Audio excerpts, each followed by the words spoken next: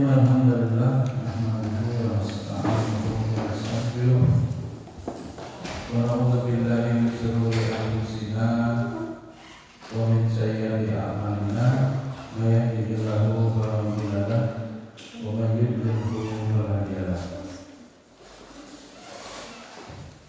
Asyhadu an la ilaha illallah wahdahu la syarika lah wa asyhadu anna Muhammadan abduhu wa rasuluh.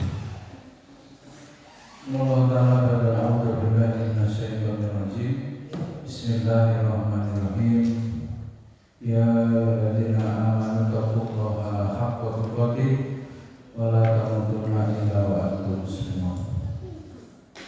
Rasulullah sallallahu alaihi wasallam sallallahu alaihi ya kami sufi ilman sahalallahu tariqat ila jannah. Alhamdulillah, puji dan syukur senantiasa kita panjatkan kehadirat Allah Subhanahu wa taala atas segala curahan nikmat dan karunia-Nya. Alhamdulillah, pada pagi hari ini kita dapat berkumpul di Masjid At-Taqwa dalam rangka majelis ilmu pengajian pekanan di semester ganjil tahun pelajaran 2022-2023. Salawat dan salam terus tercurahkan kepada uswah hasanah kita Nabi Muhammad sallallahu alaihi wasallam, kepada keluarga beliau, persahabat tabi'in, tabi'ut tabi'in, dan semua umatnya yang istiqomah ikuti jalan beliau dari yaumil qiyamah. Hadirin alhamdulillah, para santri dan guru, materi sudah di-share di grup Kemda hari ini. Materi pertama tentang adab, ya, adab guru. 11 ada 11 adab guru menurut Hujjatul Islam, ya, Imam Al-Ghazali. Yang pertama, tulis 11 adab guru menurut Imam Al-Ghazali. Judulnya. Yang pertama, tidak berhenti menuntut ilmu.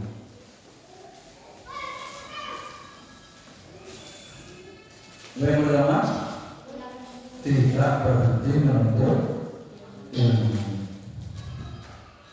Persandai kalau antum sudah diberi hidayah oleh Allah, bisa merasakan kebahagiaan,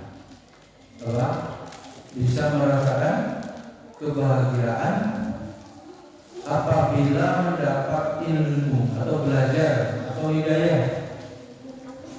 Jadi ketika ilmu dibagikan oleh guru, ya, dijelaskan oleh habib umi, ustaz-ustazah yang ada, itu di hati terasa senang, di hati terasa gembira, di hati terasa bahagia. Ya, jadi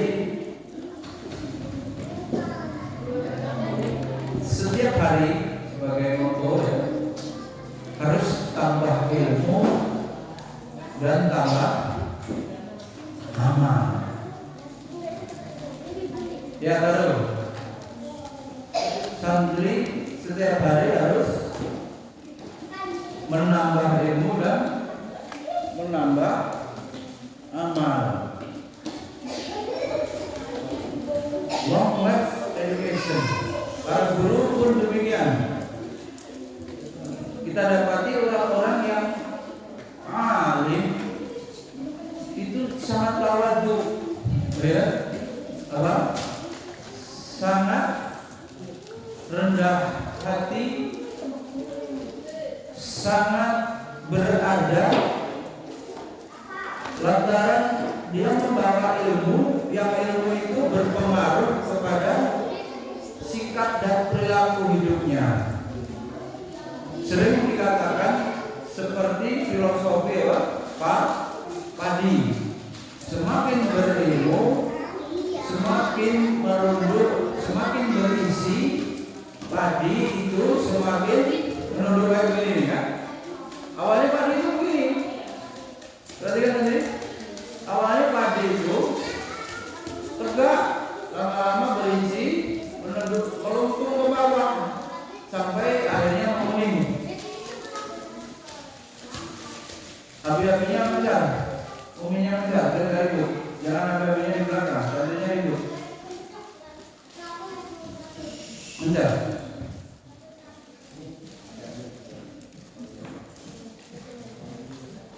Kalau dalam bahasa hadisnya bagaimana Abi Abimima ya. Utlubul ilma minal lahdi ila lahdi. Bahasa Inggrisnya long life education ya. Sepanjang hidup itu belajar. Termasuk ada yang mau belajar ilmu kehidupan katanya. Sekolah kehidupan. Oh, madrasah kehidupan Abi Dimas. Nah.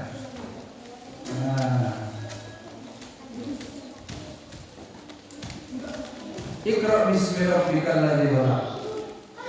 Bacalah dengan nama Rabbmu, maknanya membaca keadaan lahir batin, membaca ibrah-ibrah dari kejadian orang yang menimpa orang itu, kita dapat mengambil pelajaran.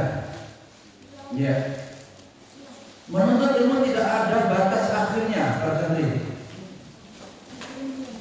Rizki, menuntut ilmu tidak ada batas akhirnya. Kalaupun ada strata jenjang PAUD, ya kan, SD, SMP, SMA, S1, S2, itu cuma aturan, ya, dari pemerintah. Tetapi orang Islam tidak ada ceritanya kalau sudah S3 berhenti belajar. Apalagi yang belum apa-apa, baru TK, baru SD, sudah malas belajar. Tapi bukan berarti karena belajar seumur hidup. Mana yang kuliah? S1 seumur hidup. Ya, S1 nggak lulus sampai kapan? Semester berapa itu? Nggak ada kolomnya. Dulu waktu kuliah itu di kartu itu, zaman manual itu, ya, itu ada kolomnya itu. Dicap keuangan semester 1, semester 2 sampai semester 14. Nggak ada lagi tempat. Setelah 14 tahun maknanya S1. Ketika sudah semester 14 habis, drop out. Hati itu yang sudah semester 9 dulu. Lampu merah, aib akademik. Apa tadi Sofi?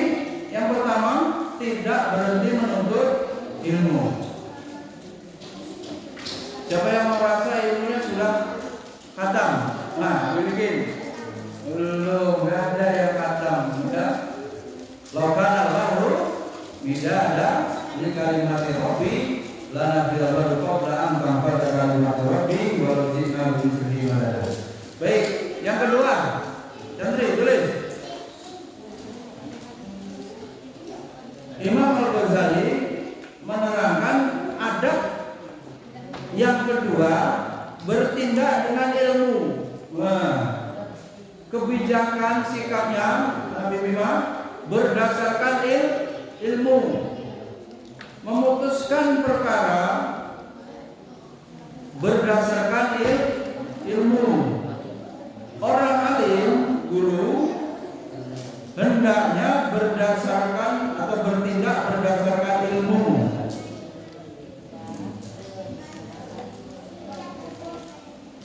Tidak boleh berdasarkan apa? Hawa nafsu atau sekehendak hatinya, sesukanya, nggak boleh. Apalagi kalau berhubungan dengan ibadah, ya. Masa yang mau pakai peci belum paham gitu ya. Urut itu jadi hukum al-adat muhakamah gitu loh. Kita ini tidak banyak-banyakan dalil atau materi madah, tapi yang sudah diketahui diamalkan. Kecuali haji ya lain ya. Susah. Baik Inggris. Di dalam hal ibadah dipayungi ilmu, jadi nggak ngawur. Ya, punya basic keilmuan sebagai fondasi amal. Adabnya begitu seorang guru. Bahkan di luar ibadah pun suatu tindakan juga harus sesuai dengan ilmu. Ya, aku bilang siap ngantuk nih. Ya, kurang murid kurang tidur. Terus saya bilang ya.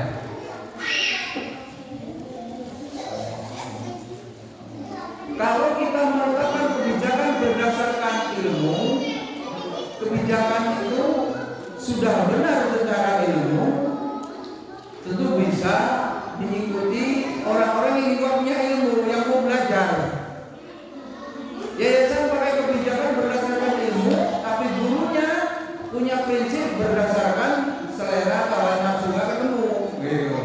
Maka rujuk kepada ilmu sebagai solusi untuk bersatu. Kita itu punya jiwa-jiwa yang bisa disatukan. Ruhnya seorang pejuang, mujahid ilmu itu bisa bersatu, bisa bersepakat apabila guru-guru atau tim anggotanya itu juga sama. Yang dijadikan panglima itu ilmu. Salah benarnya berdasarkan ilmu. Ilmu di sini pertama tentu tidak melanggar syariat. Yang kedua berdasarkan ilmu pengetahuan. Jadi pemimpin itu menjalankan ilmu, bukan selera. Gitu. Mana bilang? Ngantuk.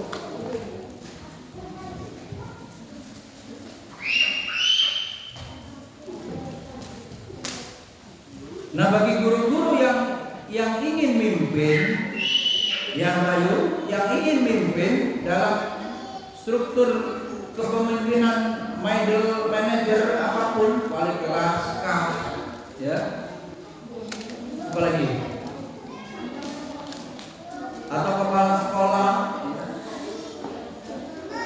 atau sekurang-kurang memimpin santri, dia harus memiliki ilmu manajemen, gitu. Idza usida amru ila ghairi ahliha fantadiru sa'a. Lima. Kalau urusan diserahkan ke orang bukan ahlinya, tunggulah kehancuran. Maka pahami kalau diberikan tugas bukan hanya mengajar, berarti harus belajar ilmu memimpin. Leadership, kepemimpinan dalam Islam harus dipelajari. Sekurang-kurangnya seorang guru memimpin santri di dalam kelas itu. Bagaimana manajemen santri TK, santri ya tadi 2 tahun setengah tapi apa ya, sekolahnya belum ada namanya, kober apa?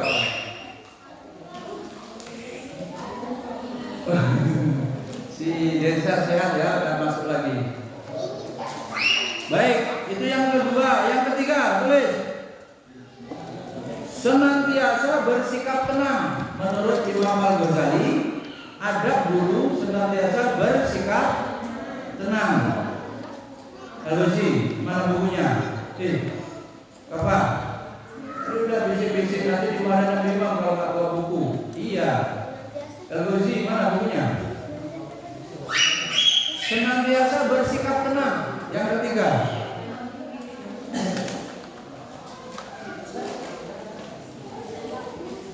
Semua masalah dapat dikonklusikan, Jebri, masalah itu ada karena tersebar miskin ilmu, fakir ilmu, bahkan beranak pinak. Dari kekurangan ilmu itu masalah bisa turun temurun. Nih, sistemiknya tuh. Seorang ayah Nabi Imam, ntar lagi mau nikah ya. Dia masalah sabar mudah ya. Tidak memahami mencari rezeki harus halal. Akhirnya mencari rezeki asal-asalan, subhat, hantam, haram, hantam. Bawalah uang itu ke rumah, diberikan istrinya, diberikan anak-anaknya. Istri susah diatur, anak juga sama. Harta yang haram itu membuat rusak akhlak, apalagi diajak ibadah susah. Termasuk belajar agama ini bisa susah, nggak hafal-hafal, jangan. Kan gitu ya. Nih, sudah bayar sekolah mahal, hasilnya nggak jelas. Tersebab awalnya dia tidak punya ilmu tentang kewajiban mencari nafkah atau rezeki yang halal. Turun kemana-mana. Bahkan anaknya kalau nakal bisa berantem, mukul anak orang, didenda ya, ngobatin. Turunannya banyak. Bisa juga dikeluarin dari sekolah, pindah sekolah lagi, bayar lagi. Apa namanya? Habis duit. Terus gak berkesudahan.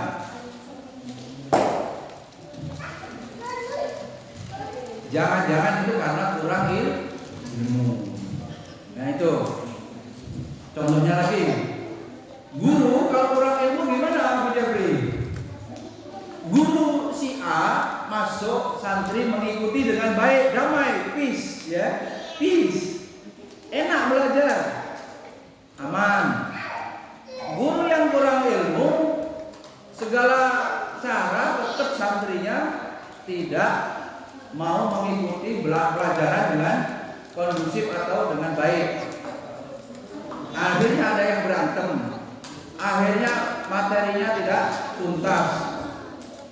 Ujung-ujungnya ditegur dengan guru senior atau dengan kepala sekolah. Karena ada kekeliruan misalnya. Itu tersebab pasti ya karena kurang ilmu. Nah, senantiasa bersikap tenang ini. Tenang itu ada orang tenang tapi bodoh. Jadi orang dia mau melewati kampung yang penuh rampok begal, tenang dia karena dia tidak tahu di depan sana ada begal. Itu kan tenang yang bodoh, tenang yang salah gitu. Kalau guru mau ngajar jam 8 belum tahu pelajar isi materinya belum hafal, kok enggak baca-baca dulu? Pak guru nekat itu. Mau perang modal nekat. Pas masuk kelas ditanya santri, matilah itu. Turun panggung sudah, turun mimbar apa? Udah nggak punya nyali udah, bunuh diri. Maka persiapan ya. Tenang di sini tentu pembawaannya. Kalau ada masalah itu dia bisa mengatasi. Kan bukan ijazahnya, tapi bisa nggak menyelesaikan masalah. Masalah santri nggak mau belajar, pelajaran matematika, pelajaran bahasa Inggris, ekonomi, nggak kaya-kaya dari ekonomi. Mana guru ekonominya? Gurunya yang nggak kaya. Selesaikan masalah. Jangan gurunya malah sumber masalah. Muskilah ini ya. Bersikap tenang. Biasanya yang tenang ini karena dia punya pengalaman yang cukup, ilmu yang memadai. Kalau masih guru junior, banyaklah bertanya kepada guru yang sudah punya pengalaman atau senior. Jangan main HP aja nggak paham. Ini sedang membicarakan apa? Nggak nyambung, jaga nyambung. naik ojek gitu, nggak nyambung deh. Orang sudah kemana-mana, nggak kontekstual atau nggak memahami apa yang sedang dikaji. Padahal di situ bisa diambil ibrah pelajaran, ya. Baik, itu yang ketiga. Yang keempat, sampai setengah 12. Tidak takabur dalam memerintah atau memanggil seseorang. Orang berilmu bersikap tenang dalam menghadapi masalah. Masalah apapun. Masalah di santri apa? Berantem, ribut, dia tenang. Inilah salah satu hal yang membedakan antara orang berilmu dan tidak berilmu. Di situ menyikapi masalah. Tulis. Terlebih dalam menghadapi santri-santri yang menjadi tanggung jawabnya. Seorang guru harus senantiasa sabar dan tidak boleh kalah emosional yang diperturutkan di berapi-api, ngamuknya ngeri kayak setanan istilahnya. Udah kayak gitu, meja itu pernah melayang loh ya. Mana? Mbak Ana cuma itu meja itu pernah melayang. Santrinya tetap nggak takut, nggak namanya apa? Nggak peduli, tidak menghargai guru. Minimal ada gitu, sampai patah ditendangnya. Lepas ngobrol marahnya, santrinya tetap tidak takut, tidak diam gitu, tetap gaduh. Tidak salah semua ya, salah semua. Terus harus kayak mana dicakar itu? Rasanya, ya saya nggak pernah dicakar, nggak bisa ngerasain gitu Pak Ayu. Kenapa jangan dicakar gitu? Mana yang nyakar itu? Oh, sakaran maut ya.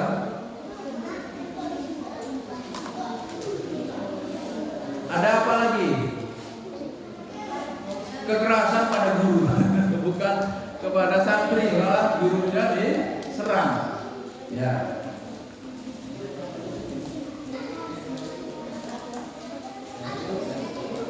Kemudian yang kelima, santri.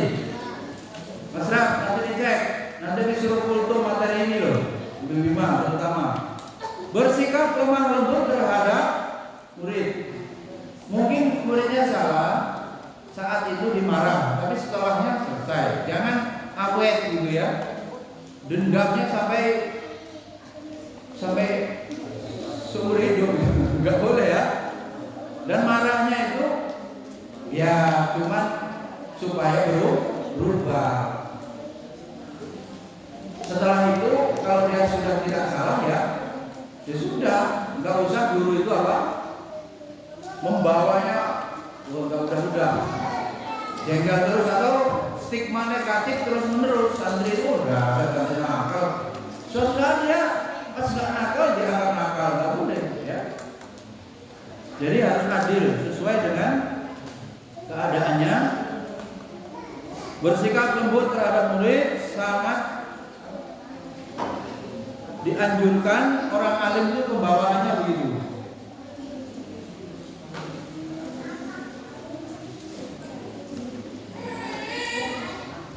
Ada yang paham ini apa pepatah apa yang bisa mengalahkan besi apa?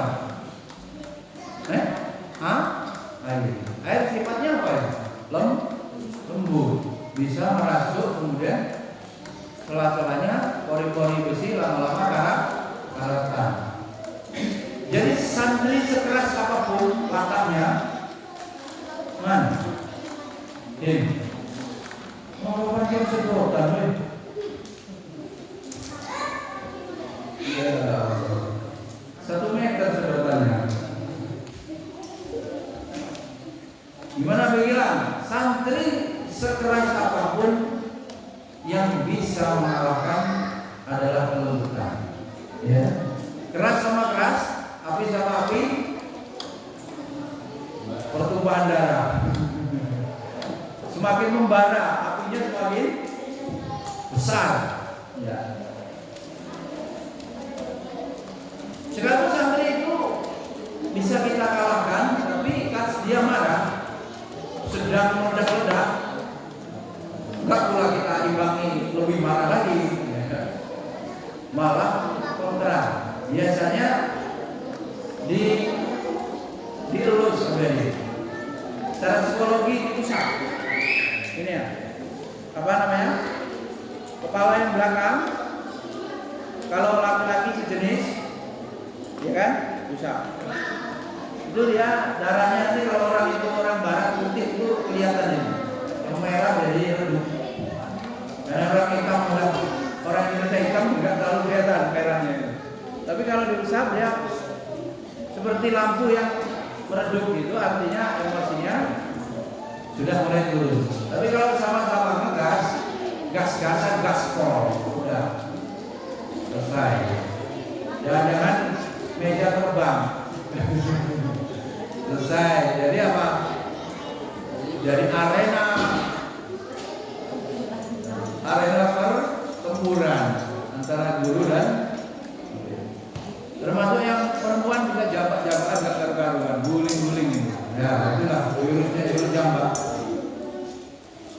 Yang keenam, seorang guru adabnya tidak boleh membanggakan diri. Bahwa santri yang kita ajar berprestasi matematikanya, tahfiznya, apa yang sulit-sulit itu bahasa Inggris, mata pelajaran ngomong-ngomong itu katanya berat. Ternyata dia bagus. Ketahuilah itu semua atas pertolongan Allah.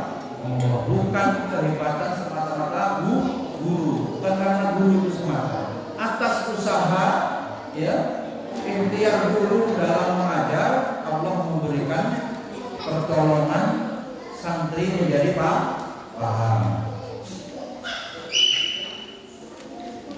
Orang alim, guru, hendaknya tidak membanggakan diri, ya, atas semua capaian prestasi santrinya. Kan biasanya kalau orang sukses, guru pun bisa ngaku-ngaku kan? Ya memang iya, tapi kan lebih apa? Itu murid saya dulu sekolahnya itu. Kelas ini saya wali kelasnya ya. Kelas ini. Kalau sukses, kalau nggak sukses, ya padahal muridnya ya. Itu suka-suka begitu orang. Ya. Jadi biasa saja.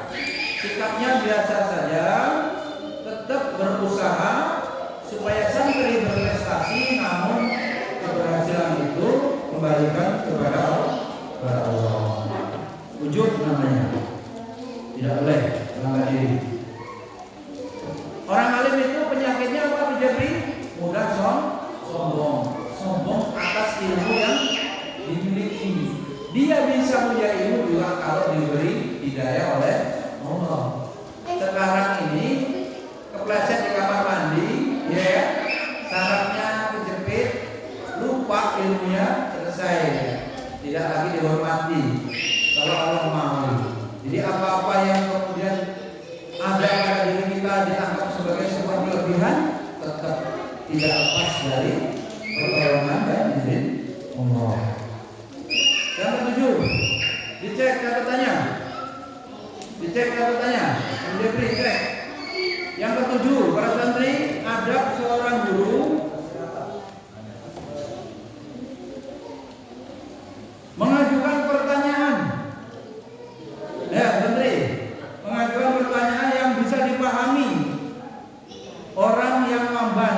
Oh ini, ngadepin apa ini? Ya, Pak Fitri, santri kan kategorinya cepat, Mbak Esma, santri cepat, santri sedang, santri lambat. Udah gitu aja kategorinya. Yang cepat, biar dia nggak bosen, setelah dia paham, suruh ngajari tugasnya. Ya, manajemen serta didiknya begitu. Karena kadang santri itu pahamnya dari temannya. Kalau dijelasin guru nggak paham, bisa jadi dia lebih cepat paham dari temannya. Maka kalau santrinya ada 300, Mbak Hamidah, Kamil, Desa, Habib. Tuh, harus bisa jelasin.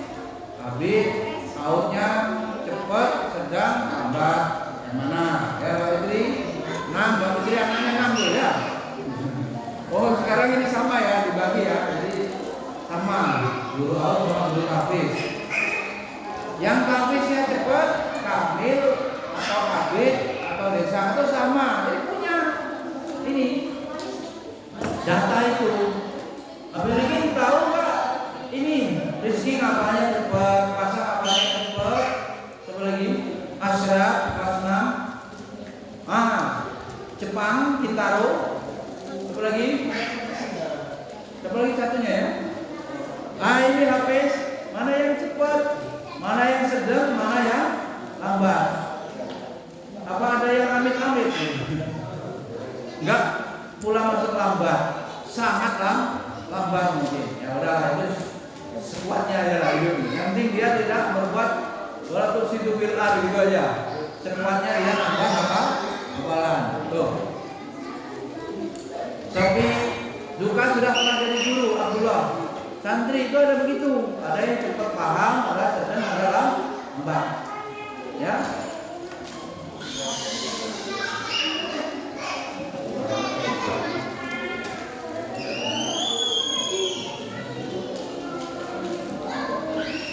Nah, ketika guru mengajukan pertanyaan,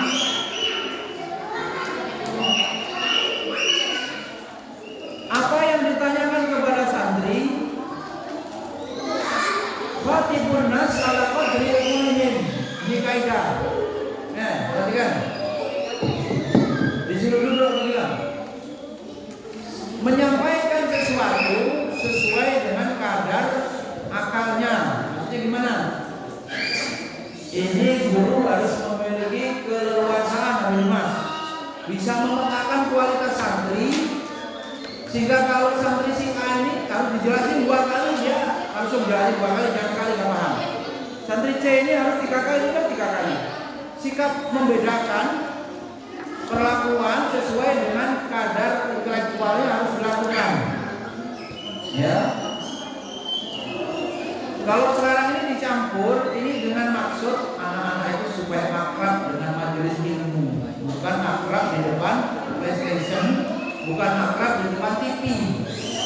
Walaupun dia lari-lari begitu, kita tidak tahu dan itu masuk di kepalanya. Sebab yang namanya Desa ini lebih Mas, Desa itu 2 tahun setengah, kenapa di sekolah kan dia sudah bisa bahasa Inggris. Jadi sudah tahu apa ini vocab bahasa Inggris. Ibunya sayang kalau dia hanya dengar bahasa Inggris, tak dari TV, YouTube bisa, mending supaya berinteraksi dengan Al-Quran di sekolah kita ini. Bayangkan 2 tahun setengah belum ada seperti ini. Ya.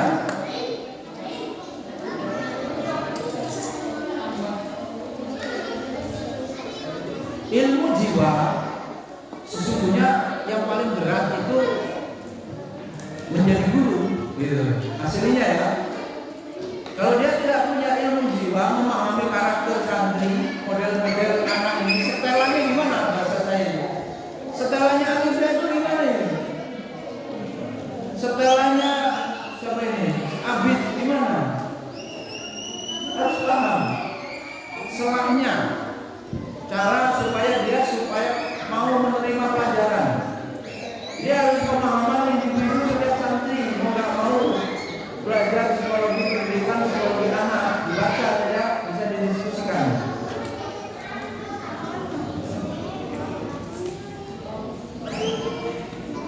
Atau dalam konteks guru tidak boleh memberikan pertanyaan yang sangat sulit, yang membuat santri itu sangat menderita bagaimana menjawabnya. Apa dia sangat terbebani, nggak boleh. Berarti itu guru tidak bisa memahami kemampuan sampai di mana santri itu, nggak boleh ya, dilarang di sini. Itu yang ke-7. Yang berikutnya, yang ke-8. Coba perhatikan R.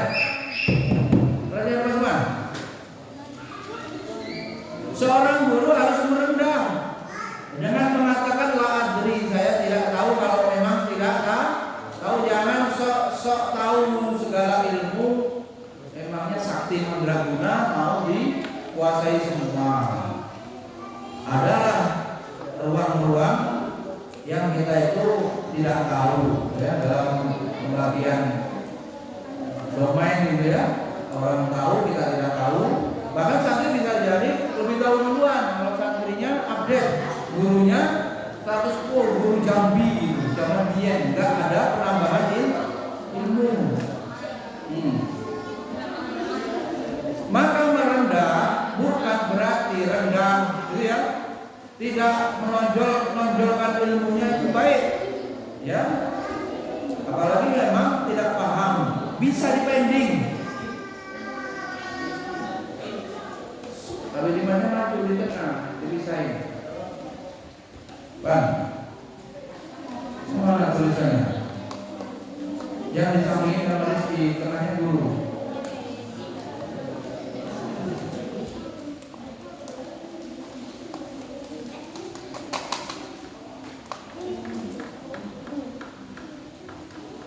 Kalau memang tidak tahu boleh ditunda jawabannya. Abi pelajari dulu ya, besok atau minggu depan Abi baru bisa jawab.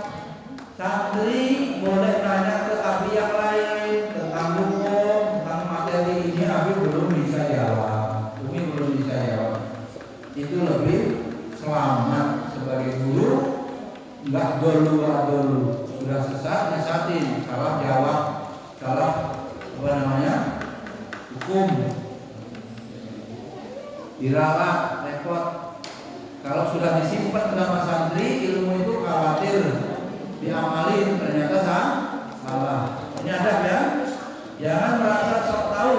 Ya asrak, kalau belum tahu tidak boleh menjawab bighairi ilm. Tidak boleh menjawab pertanyaan tanpa ilmu. Asbun tidak boleh. Ya. Kemudian yang ke-9, kalau ada pertanyaan jawabnya yang ringkas saja. Kalau muter-muter landasan filosofi jangan nggak paham gitu, anak SD ya.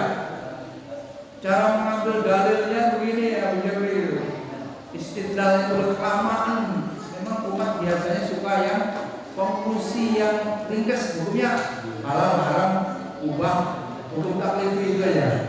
Kalau kasih uraian ya konteks usianya ya, bagaimana waktunya cukup enggak gitu. Kan bukan bahsul masail, bukan majelis takjil. Di kelas itu enggak sampai segitunya, apalagi ya anak-anak SD. Mana limanya?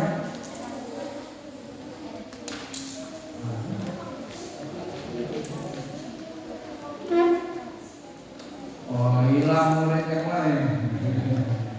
Baik, yang 10, menghindari sikap yang tak wajar.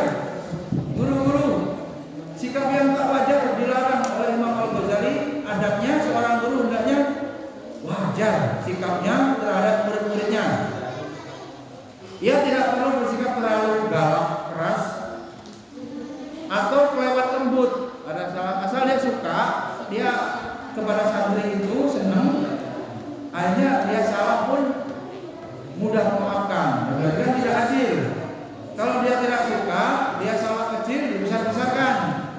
Apalagi kalau anaknya atau saudaranya, boleh dikasih ini. Makanya waktu itu dilarang menerima hadiah dari wali. Takut sikapnya tidak profesional ketika mendidik anaknya. Ingat hadiahnya, udah gak seberapa. Ingat hadiahnya, tidak bersikap adil, tidak wajar, ya, tidak boleh itu.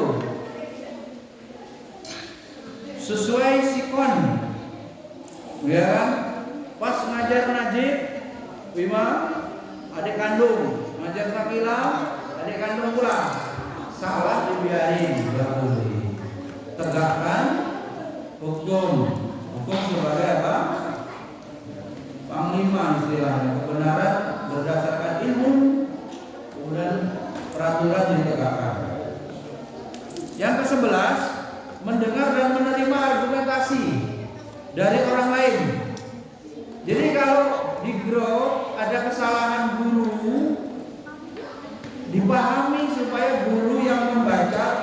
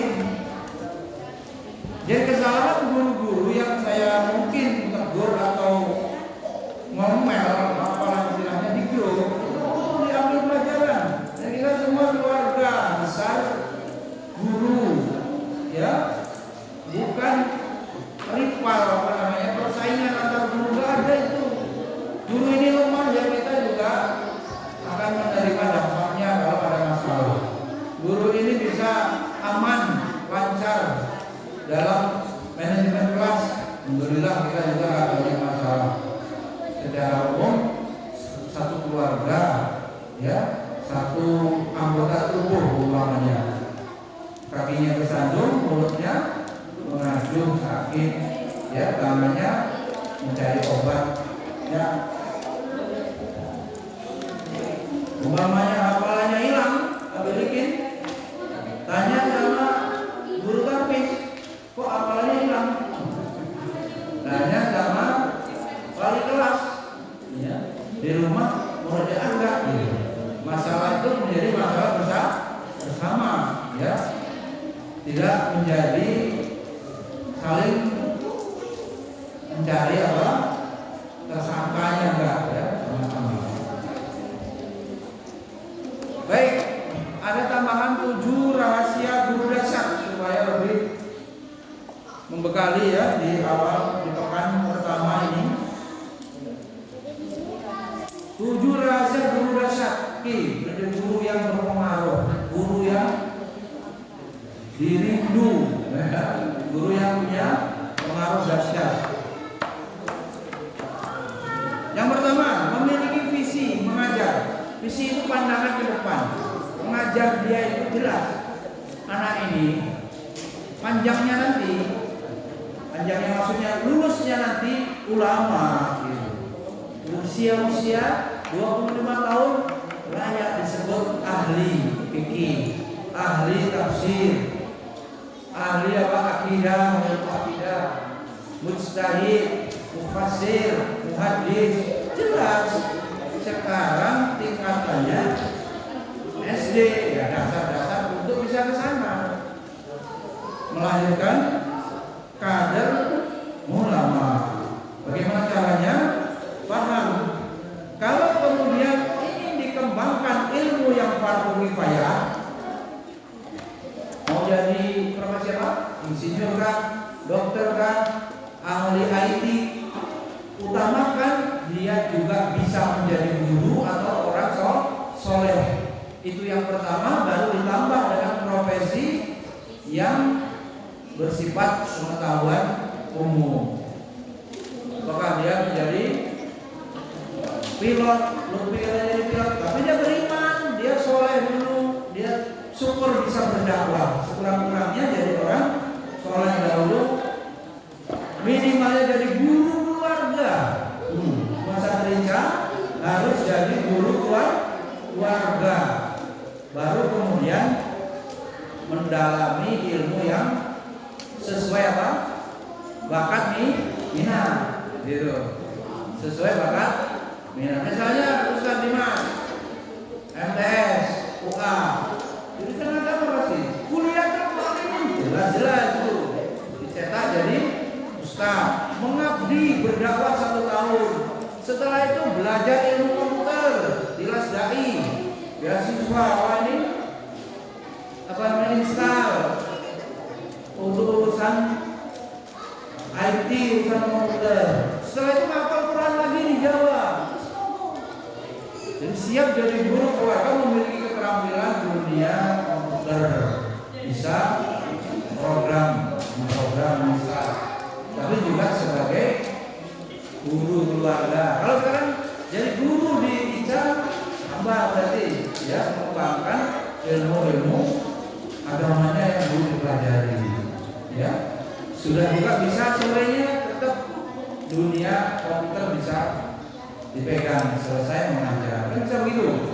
Bu Jepri yang jurusan tafsir, dia kan tafsir pulsa juga, gitu kan. Bagaimana bisa pulsa lancar, tafsir lancar, kan gitu.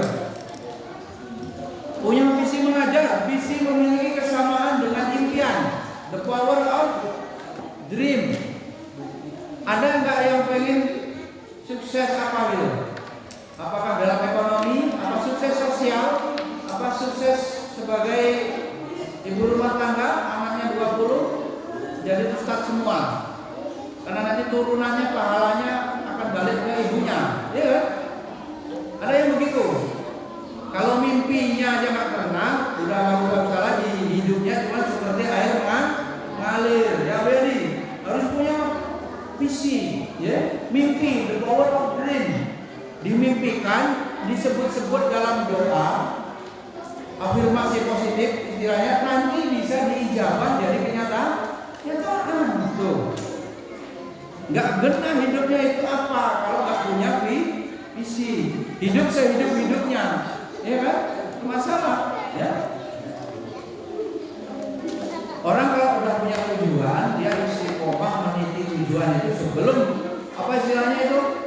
Jadi antil jannah, sampai surga. Husnul khotimah kan? Dia nggak akan belum surga jangan berhenti kan begitu. Dibuat jangka pendek. Ini baru selembar dicoret, nangis menderita seminggu, refreshingnya setengah bulan. Kapan selesainya? Ya.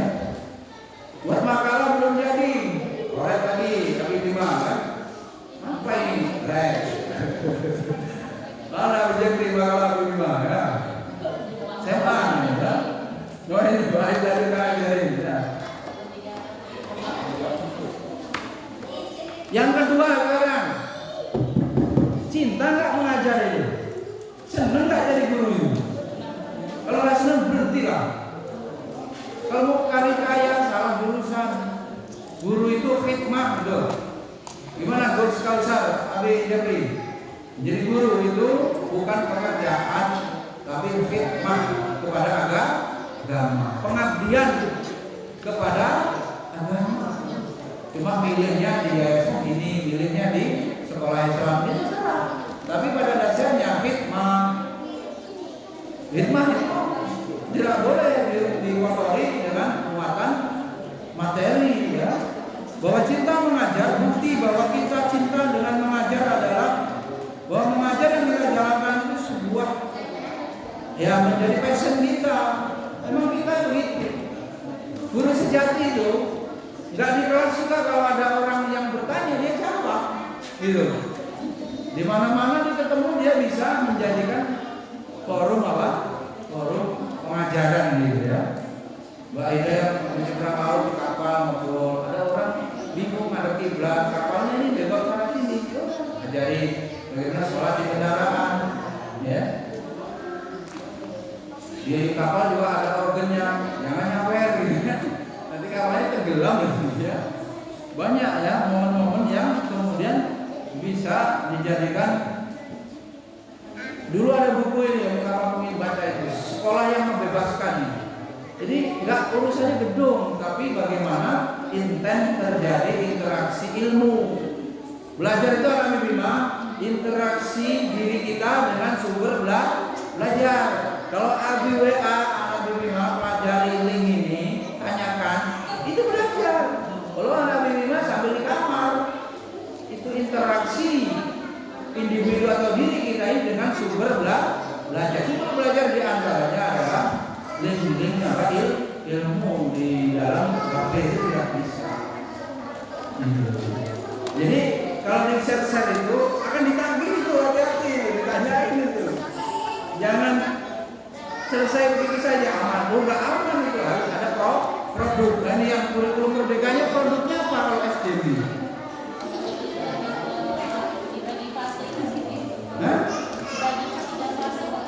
Apa? Bahasa apa?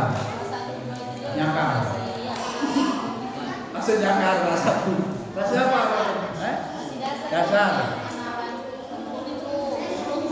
Kalau sudah tidak kultur, bahasa bagus berarti ada performa penampilan. Ini kalau satu SMP juga nggak pernah kultur. Papan tulis di bawah kan? Ini terus. Coba kalau dari SD sudah biasa, baca minimal mukadimah aman kan? Nah itu urusan public speaking. Kalau nulis, nah ini sekaligus nih, yang pindahan dicek tulisannya kasih PR, bila perlu buku halus kasar, karena 2 tahun dikurung ini yang belajar bisa nulis dulu. Jadi Asraf juga ini kalau banyak PR nulis Arab juga itu menjadi ada penambahan khusus. Asraf nulis Arabnya di dari Ahad itu nulis. Apalagi ada nggak kalau libur gurunya sedih? Tanya ini. Ya, mana itu? Bapak itu di mana? Mbak Najma, kalau libur sekolah kita sedih apa senang? Kuliah mau libur tuh sampai 3 bulan lupa kalau mahasiswa. Seneng apa sedih? Jujur kacang hijau. Kalau sedih berarti dia ada juga guru. Kalau senang berhentilah dari guru. Kalau tidak mengajar waktunya pahalanya berkurang. Jangan nanya libur kapan ya mau Bima, Bi kapan liburnya? Jangan pernah nanya begitu. Kalau libur itu penderitaan. Nah, ini disuruh senang kita ya. Yang ketiga, apa ini? Mengenal karakteristik santri. Harus bisa jawab ya. Kemampuannya, daya tangkapnya. Mungkin global, tapi setiap guru harus tahu. Wah, ini biasanya begini lama nih, pahamnya ini. Nah, bu sorok ini macet nih, ya. Tadi sudah disinggung ya. Tetap saja aku bilang mengenal santri ini ya golongannya yang cepat, sedang, lambat dalam menyerap materi. Kalau mau ditambah lagi ABK ya, terserah ABK itu gurunya minta guru ABK ya, gurunya berapa banyak guru ABK kalau kuat di sini setahun 2 tahun. Mungkin anak ABK di sana nggak sengering begini. Ya. Yang keempat, guru dahsyat harus terus belajar. Ya, orang kalau banyak ilmunya itu enak gitu ya. Ngadepin masalah apa saja damai. Dapat jadwal ini pelajaran apa ini ditolak nanti jadi gimana dijalanin kok susah. Nah, jadi kira tutup gimana ini? Maju mundur mundur gitu. Nah. Mana bilang yang bahasa kira tutup Jepri tafsir mentok yang bahasa Arab coba. Jangan pesan pelajaran PKN terus ya. Pelajarannya yang bahasa Arab. Baik, mengajar selaras zamannya. Terpaksa itu nggak bisa dipisahin dari HP yang namanya SMA ya. Ya udah.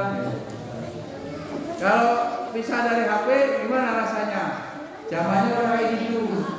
Kalau gitu diisi aja HP-nya untuk media sarana alat belajar. Kalau dia buka yang aneh-aneh, kita doakan meledak seketika. Udah. Jadi di pesantren terkadang juga nggak bisa. Hari Minggu itu juga kan dikasih PS. Anak kota begitu hiburannya IT, nggak banyak ngebolang ya. Hanya kalau saya SMA itu juga kalau hari libur ada main-main begitu. Itu dia namanya berdialog dengan zaman gitu ya. Sulit. Ada yang saya lihat kan pusing. Anaknya ini daring, HP terus. Ada orang tua yang udah kamu jadi delivery order, tukang antar pesanan apa ini makanan. Tak kuning. Tapi ini bawa HP ya. Untuk apa? Belajar.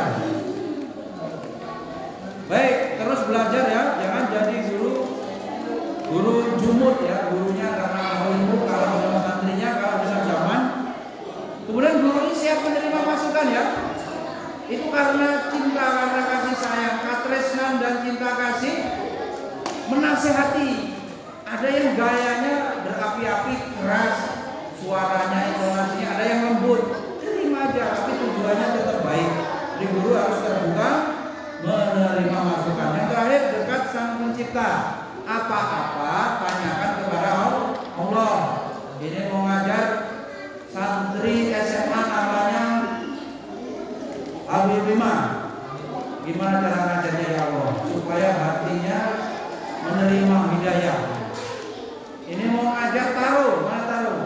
Dari Jepang, gimana? Bujebli supaya menerima